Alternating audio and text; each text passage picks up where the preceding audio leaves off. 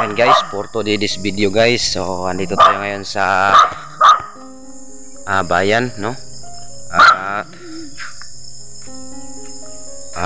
Pinuntahan ko po yung bahay kubo ng kaibigan ko guys. So napaka pala dito, napaka peaceful yung lugar, no? So nasa bayan po tayo guys, pero ito po ay papasok punti at napakaingay ng aso. Nakakatakot dito guys, maraming malalaki na puno.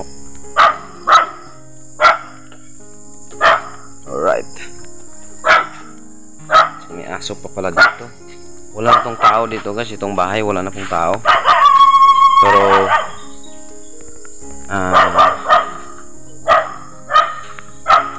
hindi sure baka dito po tayo titira. Nakailaw pa po yung ilaw guys, kasi hindi pa yung ilaw. Ayan, so may kuryente po dito. Nakatakot naman dito guys.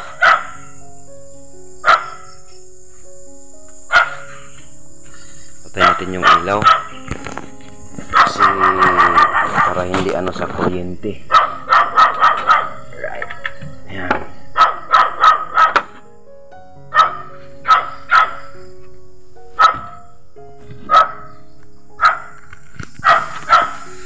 Ito may bato pa dito guys, oh. Bihirang bato.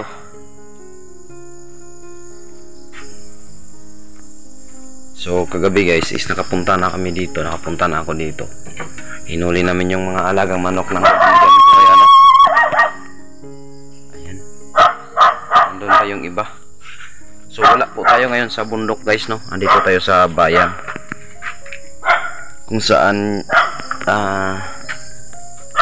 po yung area or property ni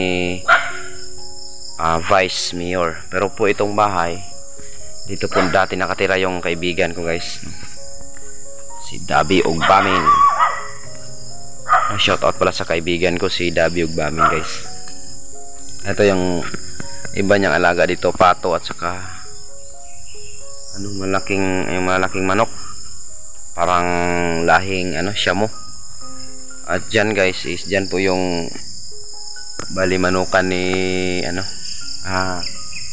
Vice Mayor namin dito sa bayan. So against the light po siya guys, kasi medyo malakas na yung sikat ng araw. So dito tayo banda sa likuran para hindi masyado masilaw. Guys, halatang inaabandon na po itong lugar na itong bahay dito. Right, may mga malalaking puno dyan guys sa likuran ko, akasya. Nakakatakot naman dito guys. May ilog, yan, may ilog po dyan. Ito bahay na concrete pero sira na po. So mamaya babalik ako dito dahil mag sideline tayo ng trabaho, no? So sa ngayon is yung vlog natin guys, ito muna guys. Alright, so maraming salamat dyan sa mga silent viewers at sa mga viewers ko, no?